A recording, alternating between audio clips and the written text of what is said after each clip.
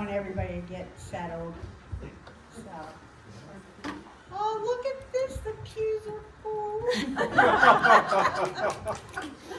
Yes, I think we need a big round of applause.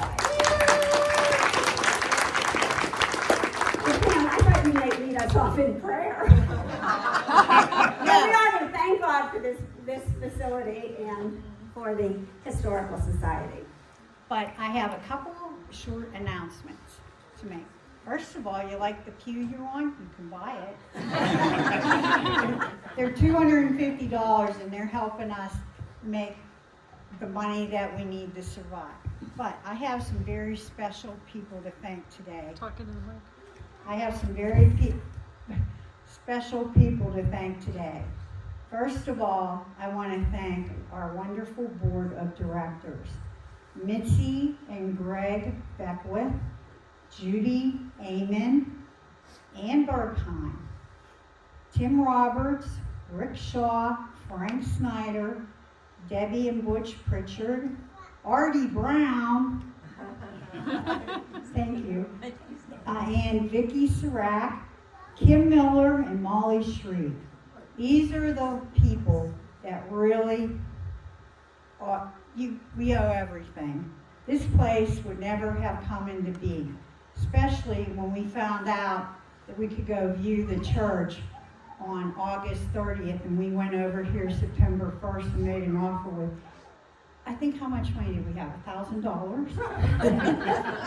I tell you what, if there was ever divine intervention, it was last fall. We raised $93,000 in 6 weeks, and thanks to a wonderful person that always helps us, he gave us a loan for, I think, $27,000, because we had to get a roof. But anyways, that's how we got to be. And we're writing grants, and I do have good news. We are fully funded for a technology grant from the Union City Community Foundation, and we just found out this week. So. All right. As you can see, Debbie and Mitzi are very excited because this technology will now let us actually archive properly all the wonderful things that we have here. Okay, and then for my last thing, I have to thank all of you, our loyal donors. Our fundraising is not complete yet, but whatever you did was great because we won't be sitting here today. And goodness knows what it would be. We were hoping it wasn't going to be a strip club, so I'm pretty sure we did good. And all of our speakers, all of our donors, especially our wonderful volunteers. And if you haven't volunteered, you're in for a hilarious fun time. So please join us. Let us know if you want to volunteer. We have work days on Thursdays, starting at 9:30, but we can accommodate anybody's schedule. We have lots of things to do. As you can see, we don't really have any displays yet, but I'd like to thank the board for putting up the few things we do.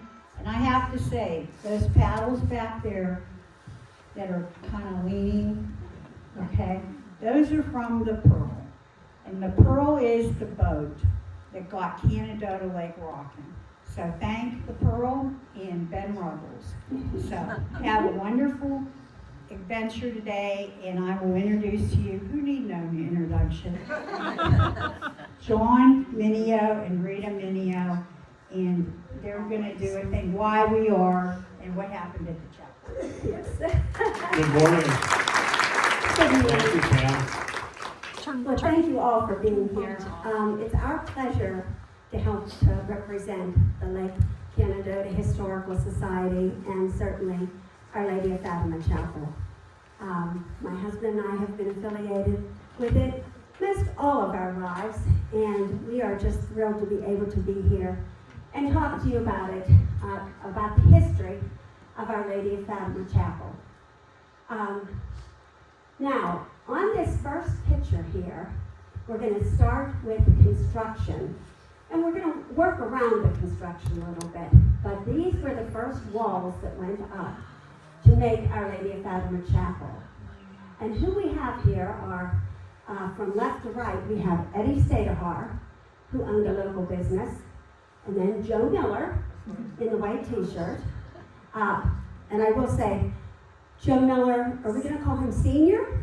Senior. Okay, Senior. We'll call him Joe and we'll just call him whoever. And then we have John Foley, and that would be John Foley Senior too. That would be John Foley Sr. And We have many folks Yes. here. And Tim McCormick Sr., and they were very instrumental in the construction of the chapel itself. And not pictured here, but who also were of great assistance, were several other of the Miller relatives that the men helped out. And then Joe Galinsky, John Zielinski, of course, young Joe Miller, and Thomas King. They were all very instrumental in the construction of it. And for those of you who might not know, there was a cheese factory in Lincolnville. The elder Joe Miller went to them, they tore it down, they had to purchase part of it, but much of it was given, and that beams that are in this building came from that factory. And from this particular picture, that That what was it our became. original facility. And as you can see, it opened to the road out here on the front. And that was a wonderful, welcoming Great. appearance. However, And that opening I have to is that opening right there, by the yes, way. that's this wall here. And it was great, and of course, everybody welcomed it. But you had to, when we had rain, as we've had a lot of this week, they had to put skids down for you to walk across them because there was so much rain. And of course, I'm sure Joe was This one of is the ones only that was church in America growing. probably where you had water running down the center aisle, and that's, and we can laugh about it now. It was no joke then. When we were kids, you would come to church and take your shoes off instead of putting on your good shoes. When you came to the chapel, you could take your shoes off to walk in, and it never bothered the priests, and it never bothered the congregation. And this church during the summer, there It was were a an lot overflow. of people It was here. standing room only, And, absolutely. So it didn't bother them. Now, as you can see on the right side of this picture, there is a plaque, and that plaque was dedicated to Father Tremblay. And we have that right up here in bronze, and you'll be able to take a look at it. It acknowledges him starting the chapel. But let me tell you the story before we had the chapel. A very lovely woman, she's pictured over here in the album. This album was prepared by Pat Brown, and it is beautiful, so everybody make sure that you get a look at it. It's Henrietta Smitzer. It's Smitzer. It's open to Henrietta Smitzer's. And that is Joe Miller Jr.'s grandmother. It was Henrietta Miller's mother. And Henrietta Smitzer owned a lot of property around here. And one of the places that she had, and some of you may remember, was a teenage nightclub called Melody Lane. And Melody Lane sat in front of the skating rink. Where Parcel the of land. where the grass area is in front of the skating rink And, was where Melody Lane was. and Henrietta Smitzer had this nightclub, but she was also friends with Father Tremblay and was a Catholic and attended church with him. Many of the people that came to the lake in the summertime, they didn't know Union City very well, and they didn't know the churches surrounding us, and they wanted a place to worship. So Henrietta talked to Father Tremblay, and he said, well, I'll come down and say Mass at Melody Lane if you think that 10 people would show up. She said, oh, I'm sure 10 people will show up. It would be a whole family. Yes. So, after Saturday evening's entertainment, the kids stayed, and they took all the tables and pushed them to the side and set up rows of chairs for pews. And then they took the bread rack and they covered it with a cloth. and they had a cross there, and they made an altar in Melody Lane for worshipers.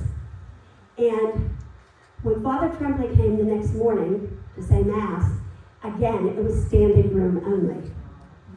And he was thrilled, and he said, if that's the kind of congregation we have down here who's longing for the Lord and a place to worship, where I give you permission to start fundraising for a chapel. It was at that point that he had to go to the Erie Diocese then and talk to the bishop, and the bishop said, you know, if you're telling me this is the kind of participation that you're having in a soda fountain bar, he said, you know, what can we have if we have a church? That was Father Tremblay's idea, and then the bishop said, yeah, go ahead. Yes. So, especially Joe and Henrietta, Henrietta Spitzer had given them this land, and they deeded this over to the Erie Diocese so that we could build our chapel here. And Joe Miller had the bar across the street called the Palamine. I'm sure many of you would remember that.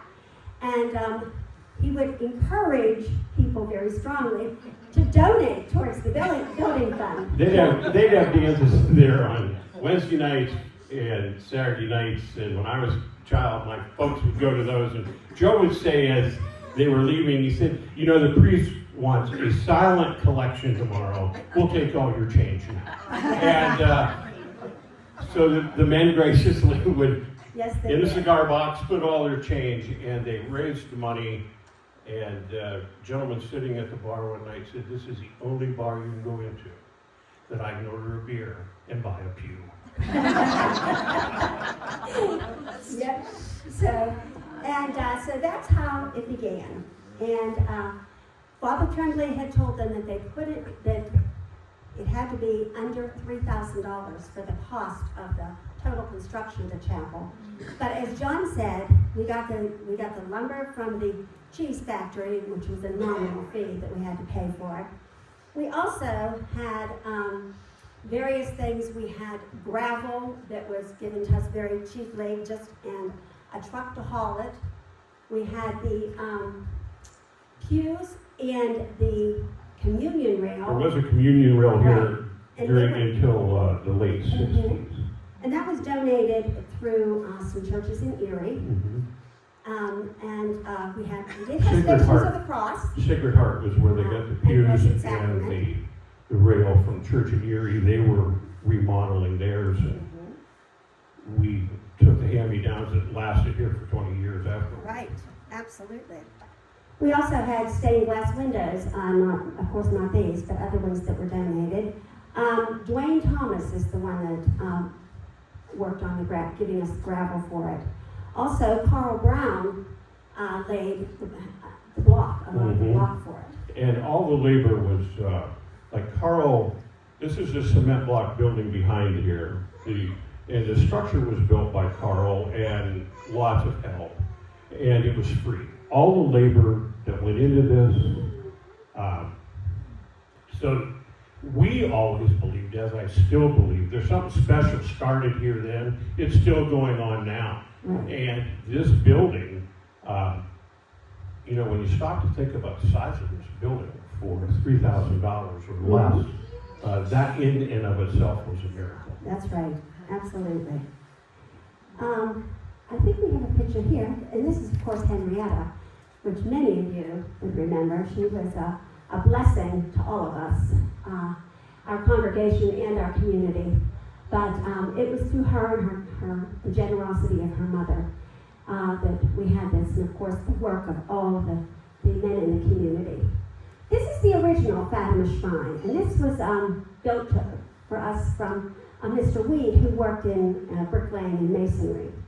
And we had this shrine for many, many years. I think one of the reasons that this was named Our Lady of Fatima is because it had just been in the recent past that Our Lady of Fatima had been recognized. There were appearances by the Blessed Mother in Fatima, Portugal, with 3 shepherd children. and you can see them on this shrine and on this picture. The Blessed Mother made many appearances to them, and it became very noteworthy and newsworthy. People started coming to Fatima, Portugal, to see these visitations. And at one point, they actually had, purportedly, the sun spinning around in the sky, and it was called the Miracle of the Sun.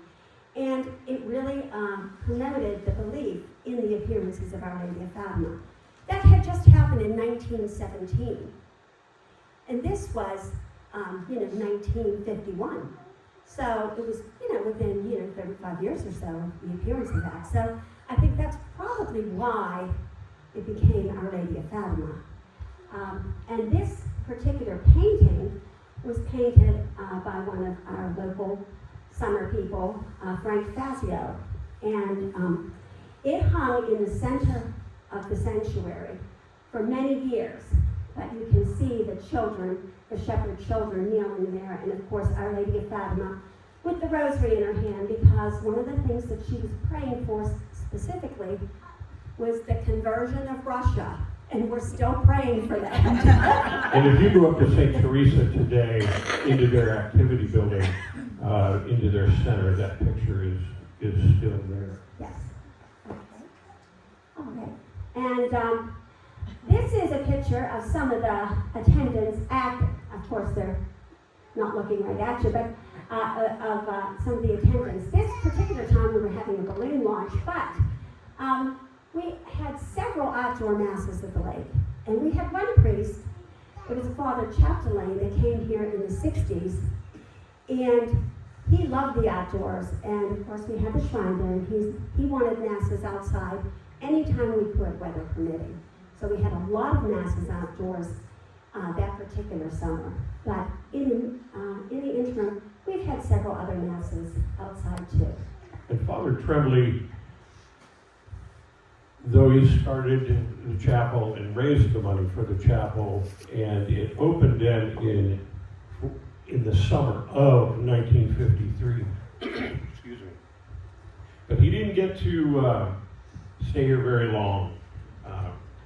Of course, the chapel then closed on Labor Day of 1953, and then in 1954, when it opened from Memorial Day to Labor Day, Father Tremblay had passed away. He died in May of 1954. So he never had a whole summer here. He didn't have a full summer here, which was sad, but I'm sure that he went on to greener pastures. Yes. And from then on, whoever the priest at St. Teresa was, they would find priests to come here and work out the schedule in the summer. We had Father Robicheski was the next priest that came after Father Tremblay, and then we had Father Mayer came, and after Father Mayer, Father Charles Skinner came here, and he came here from Cathedral Prep, and he was a good businessman as a priest, and the people at the chapel wanted to improve the building and make it a full-time chapel. So they went to Father Skinner, and Father Skinner said, if you can, we had always paid for everything at the chapel through the donations and collections. He said, if you think that you can have a full-time mass there year-round and pay for it, I'm willing to give it a shot. So that's how this came about as a full-time church. And that was in the early 70s, and in 1973 we began the remodeling of the church. And they insulated a cement block put up the paneling, of course. And then we were able to have full-time church and full-time, congregation, regular sacraments. We have Pat and Earl Braun here, and Jeremy and Scotty, and that's with our pastor, Father Dennis Martin, that was with us for several years. And we had other sacraments also. This is our first communion class, and we had several different first. All of these children are not children now. Right. Yes. Actually, yes, we really enjoyed them. And this is a confirmation. We had Bishop Troutman here for that, along with, this is when Father Tom Supple was our pastor. We were always very well recognized through the bishop's office. We've had confirmation here twice, and there are many churches that have never had a confirmation. Every bishop, since Bishop Watson in the late 60s, has come here to say Mass. We have just been very blessed with their blessing of the chapel. Right. And of course, we've had weddings here. This actually isn't a wedding couple, but this is Jeannie and David Jacob when their son Toby was married here. Mary Brown, you were married here. Absolutely. And so were Pam and Kim. Pam and Kim. Kim and Chris Miller. We've had a lot of happy occasions here. One of them was an Eagle Scout Award, and our Arden Braun, who is still our sound engineer around here, this was when he was given his Eagle Scout Award with Father Tom. And I think we have another picture of him too. There he is with his mom and dad. And you can see the crucifix in the background, and of course that hung right here. Then in the middle of the sanctuary, after some time after we had moved Our Lady of Fatima to the lobby for people to appreciate. This cross was brought from Italy, and it was donated to us by the Vanderveer family. Van and Jerry Vanderveer, in memory of their son David, and it was a really cherished crucifix. It now is at St. Teresa's. It also hangs up at St. Yes. Teresa's in their activity building. This is our congregation in the mid-'80s, more. Actually it's more the early 80s, around 83, 84. We can see Henrietta over here in the corner, along with that up, Johnny, yes. Okay, there's Henrietta right here, and then there's Helen Mateva with her. Right in back of her is John and Joanne Homa. Pat Brown is beside her. Honey, can you point to these people? Maybe. There's Henrietta, that's John and Joanne. There's John and Joanne. Mary is between them. There's Mary right there. Over in the corner is Jennifer. Jennifer had been with us for many years. Over in this corner. Roger, he's sitting out there now. That's Roger. That's Rita and I. There's Louise Miller, Ruth Thomas, Betty Zielinski, the Luberts, the Brenners, the Bazonsons, This was the whole crew, and right. this between them and their families, we filled this chapel quite often. We sure did. And if you look at it, you can see all the children that we had. And Jennifer, which, as I said, she's over here in the corner, Jennifer's with us today, too. Through our parish in the diocese, she had a very vibrant program with religious education and even the little children. We had classes for them. And we just had a wonderful family. It was really a chapel family. Of course, we talked about volunteers. This was one of our greatest couples that volunteered, John and Joanne Homa. John Homa was such a force, and he could kindly and quietly get things done. Joanne, I can't say she's as quiet. And those of you who know Joanne, I say that lovingly, but she had her own way. But you know what? With Jennifer's help, that's how the hot lunch program for seniors started in this area. John and Joanne worked tirelessly. Yes. Before it was ever GCAP, it was just this community working together. This is just a great group of our volunteers, and another wonderful couple were Sonny and Lane Rizzoco, and Lane is right here beside John. The Troners are there. Leo Zielinski. There's Earl Brown in the background. Peg Ludy and her daughter Barb. There's Pam and Tim. Pam and Tim right there. Barb Vivas and Mary over on the side. But these are just some of our volunteers and people that have helped on council and all different things. There's Henrietta right in the middle, and of course some of our others. Barb and Rick McCoas, they weren't pictured before. There's Joe Miller, and back of him, Jeannie Jacob. But they were great helpers. We have certainly appreciated them. One of the things that we did with raising money was bingo. And it was, of course, Catholic churches are kind of known for their bingos, but I will say it was a wonderful way to bring other people from the community in, and they really enjoyed it. And as one who called a lot of the bingos here, it's not just Catholics that like bingo, I'm telling you. It just happened to be at the church. And so we did, and we brought that in, and many volunteers helped with that.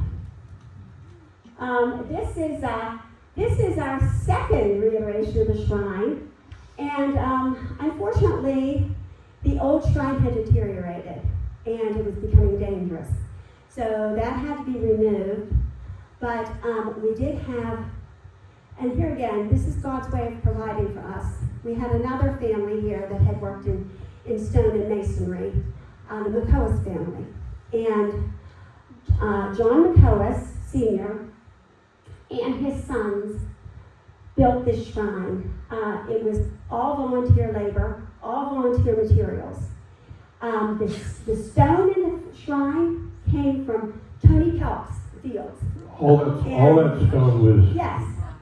Roger So and his dad and the McCoas. Right from our They all went up area there and got all of this Absolutely. stuff. And Tony and his wife, well, they were wonderful members here too. And of course, we have Roger here today, and we thank him for his presence and his participation in so many different things that have helped the chapel. But this is the shrine, and that's the way it stands today. We have removed the statue of Our Lady of Fatima and the children, and Mary Brown is helping to restore them and get them painted nicely again. And they're going to hopefully be relocated at St. Teresa Cemetery. So they will live on at just another location to represent our community. This is the McCoas. And this is the John McCoas. McCoas and his wife Tilly. Yes, and they were great helpers too. Tilly, she baked for bake sales, and of course John and his sons, John and Rick, are the ones that did the shrine. When we did a remodeling, we put on of course, as we said, these were the outside doors. When we felt that we really needed more space, this addition was put onto the front, and you can clearly see where it is. And all of the stained glass windows that are there were donated in memory or in honor of different families within our congregation. And with Joe's help, we finally got rid of the water in front by putting pipe in the ground and gravel and stone to get rid of that water. And this was just a great addition for us. Number one, it gave us a bathroom. Yes, we never had a bathroom before.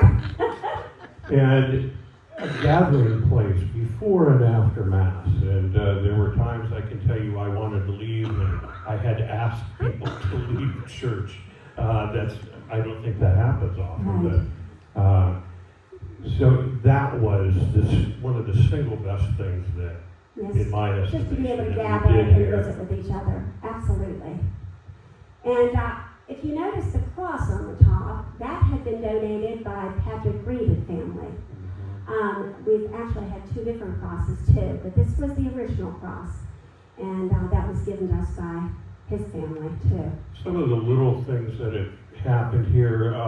I met once with a insurance man from the diocese, and some of you may recall that right out on the side here there was a pond. Rita would bring our children up here and they would picnic at that pond during the week, and other people would do that also.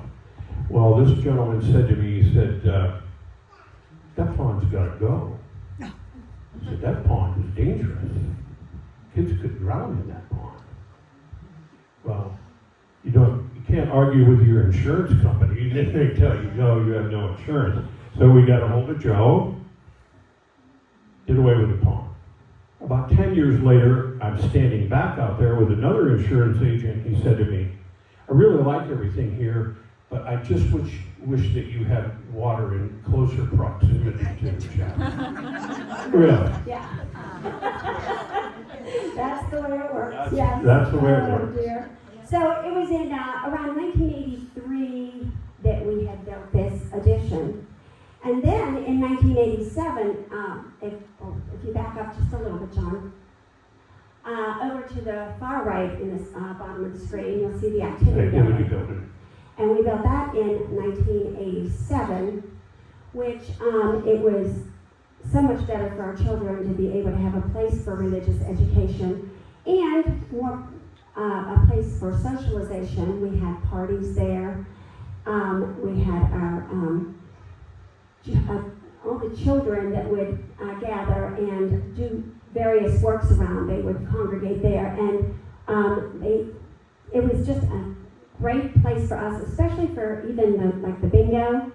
And we had a couple of fun days here that we promoted, and that was a place. Bake sales, we had those here. It was at that time that the state police asked us to do something about a parking lot because people were parking up and down the road.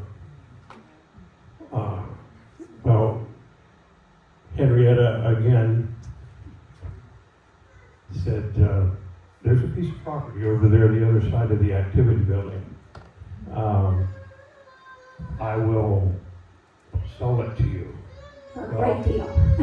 Yeah, at a great deal. It was a great price to pay for that piece of property.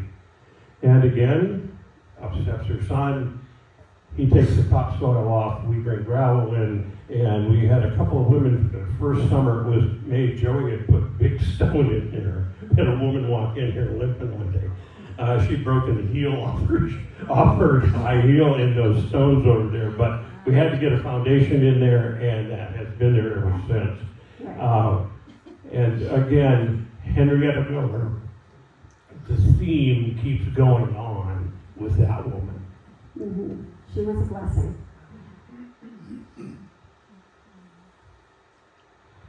This is the interior of the chapel as it was prior to our closing. And of course you can see the pews were in a different configuration at that point. But we had a beautiful sanctuary, and as you can see, there's the crucifix in the middle. The two panels, the tapestry panels, the one on the the left side represents baptism with the Holy Spirit and the water, and then the one on the right with the grapes and the wheat represent the Eucharist. And those were donated by the Eastland family. Yes. Another donation. Right.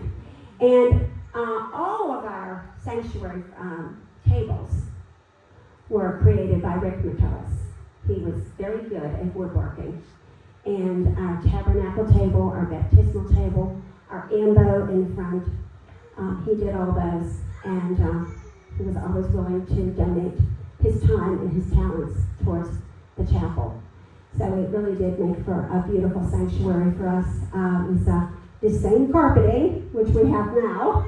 This was in 1992, I believe, that this was the carpeting and all, and new pews were put in here.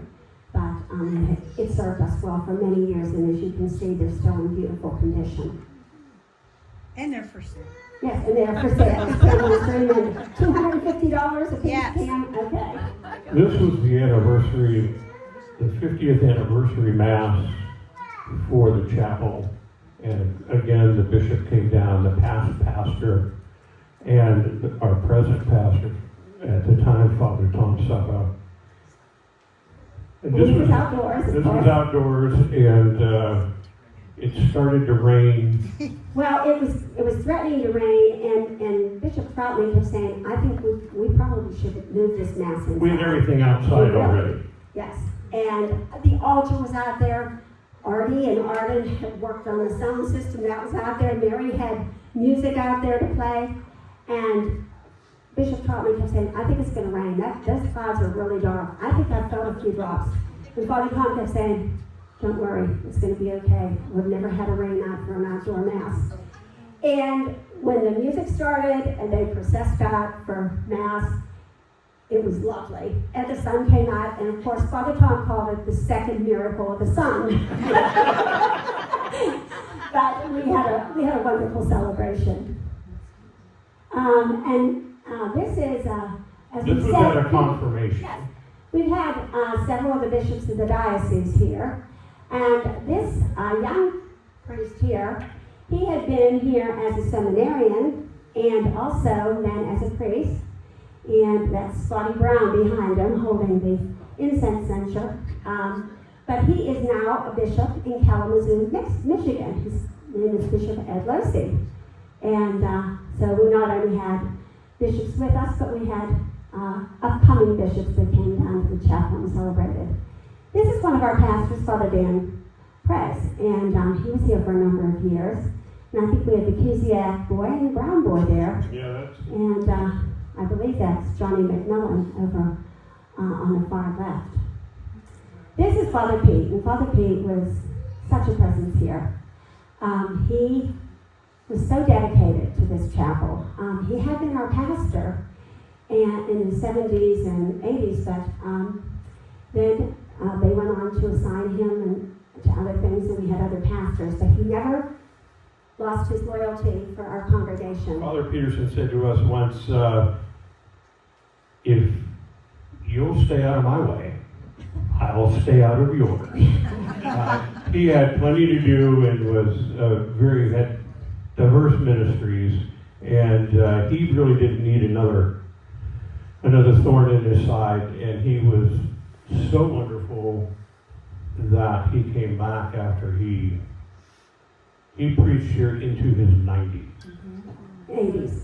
And he was just a great man. But he not only was here, he served God wherever he was needed. And he was at the Benedictine Mother House. He was over at the Diocesan Lodge.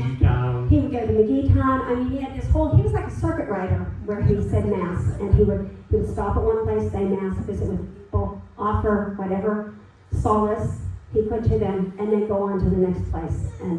And he just shared himself with everyone. And one of the remarkable things about it, and we've just been talking about this, when he did die, he died on Our Lady of Fatima's feast day, May 13th. Yes. So This is another one of our great priests. This is Father George Strohmeyer, perhaps the most humble man I ever met. And he said Mass here for the better part of 10 years. And one Sunday he said, I'm going to give you all homework. And he said, you won't need this reading again, so I want everybody to tear it out of your book. So we tore it out of the book. take it home, yes.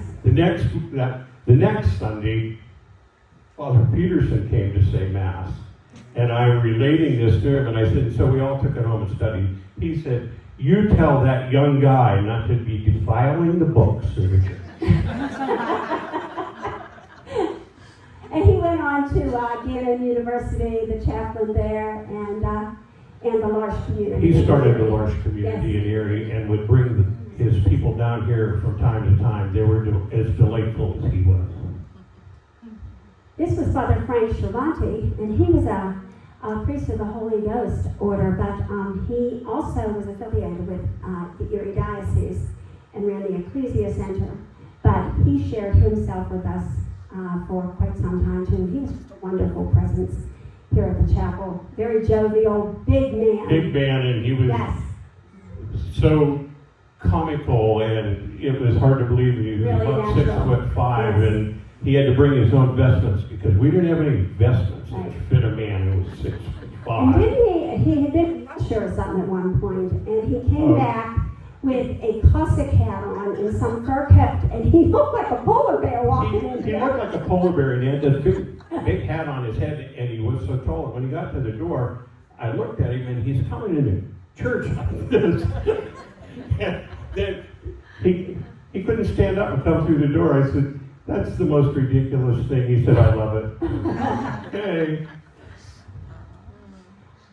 And this is the chapel as it was then.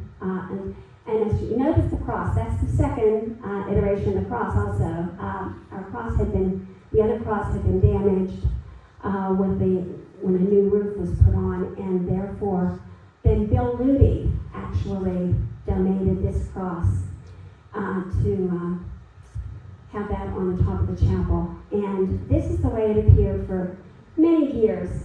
We did have to replace Our Lady of Fatima's sign, but for the most part it was like this. We had some other greenery landscaping across the front. We had wonderful people to help with that too. In the wintertime, Joe Miller plowed. But in the summertime, summertime, Bev mowed. Bev mowed. Yes, she did. So, She picked out a lot of the shrubs and plants, and then we had other people. Bev was probably mowing there, and Joe was plowing there. Yes, right.